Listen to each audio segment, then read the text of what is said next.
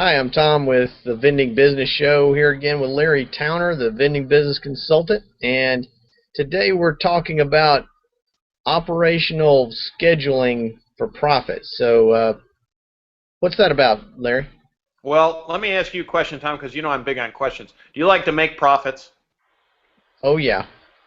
Are profits dependent upon being operationally efficient? Most of the time, yes. Most, probably all of the time.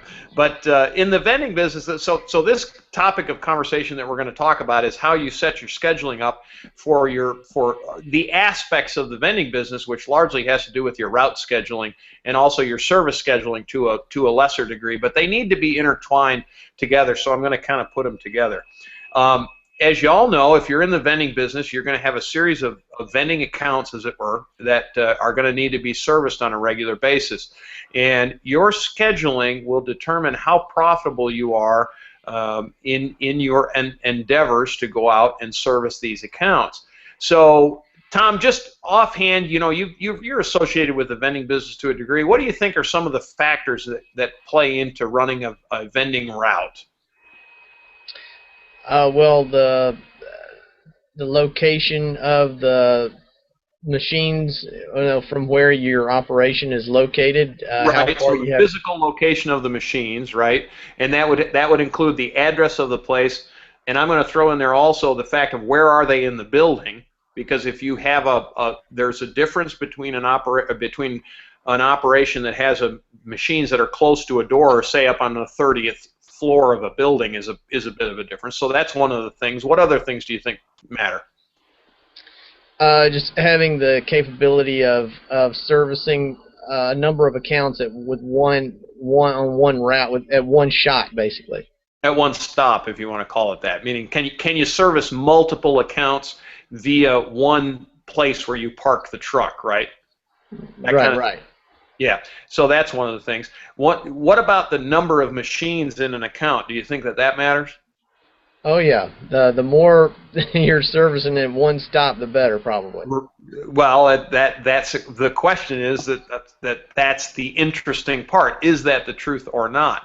So let's go through just some of the ideas. These are great ideas, by the way, and these come from a guy that's been associated with the vending industry but is not in it, because Tom's not technically in the vending business. He's never run route, just so you all out there in the world know that. But Tom's specialty is internet and SEO stuff. So if you need to get a hold of him, you can contact him via these websites and things like that. But anyway, let's go into the operational things. Now, when we run our businesses, we want to be efficient in our operations.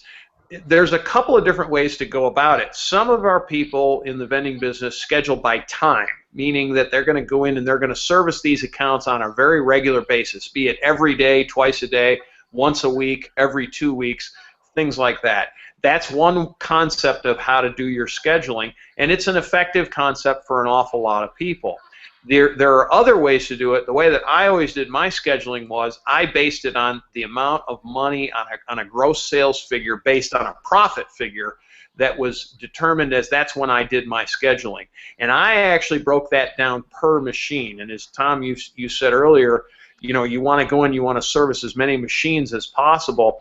I found in my research when I did all of my stuff and in talking to a lot of people that there were times that you only might have serviced one machine at a stop because you were going to take enough money out of that machine to service to make that stop profitable, but the actual act of opening the other machine and servicing that other machine turned that account into an unprofitable stop because of the amount of time it took you to actually open the machine and the number of service calls that were created by opening the machine. Tom, why do I say that? Do you have an idea of what I just said, that opening a machine creates a service call?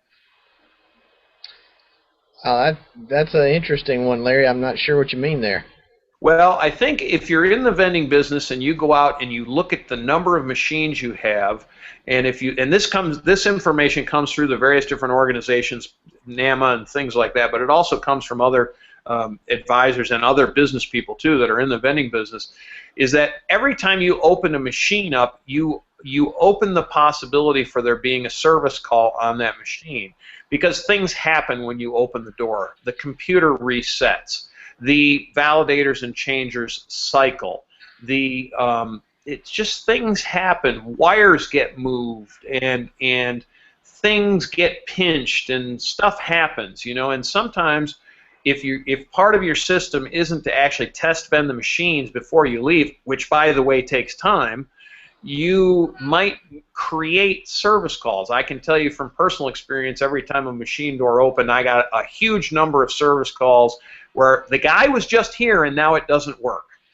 And if you've not experienced that, you will in time.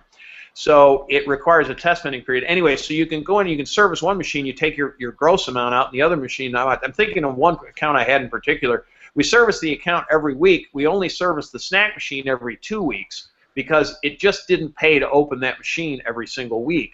These are things that from a profit standpoint, you have to understand how things work.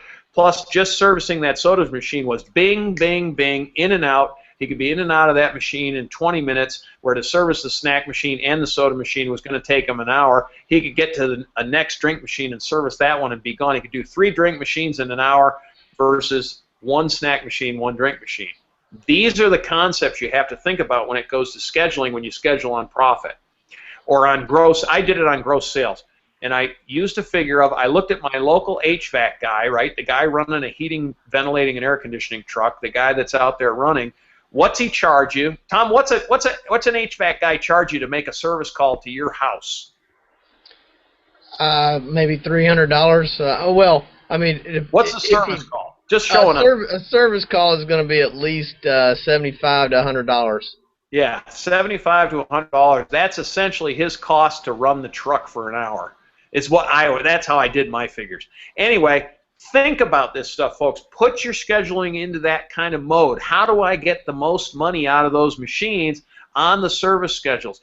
Take a hard look at it. Ask people that are accounting oriented. Ask people that are really numbers oriented. They'll give you an idea of what really works for you. It could be just time. You know, it could be just time. If you're going to a stop every day, it's just time. You know, if your accounts are big enough that you can go every day, go every day. But gee, you know, on big accounts, sometimes you have to go twice a day. What time of the day do you go? When do you get that maximum amount of money out of it? It's a concept to think about. It boils into a calendar, and you get a lot of pre-planning time out of it. And let me tell you, the benefits will pay off big. So, questions, Tom? No, that was excellent, Larry. Thanks for sharing that. I know a lot of people are going to be, find this very useful. So, what's next? What are we going to look at next? Well, I thought we would do. We're going to do in the future. I know we're going to do a sales and marketing calendar. We're going to do, and there's a difference between a sales and marketing calendar. We'll probably do, a long-term calendar. What are some of your long-term prospects and things like that? There's so many things that we need to integrate into a calendar that we've got. As I say, this is a series. We've got a bunch of things, but we're going to talk about some sales and some marketing concepts coming up very soon. All right, and if you haven't subscribed yet, you'll want to do that. You've been watching the Vending Business Show, a publication of A&M Equipment Sales.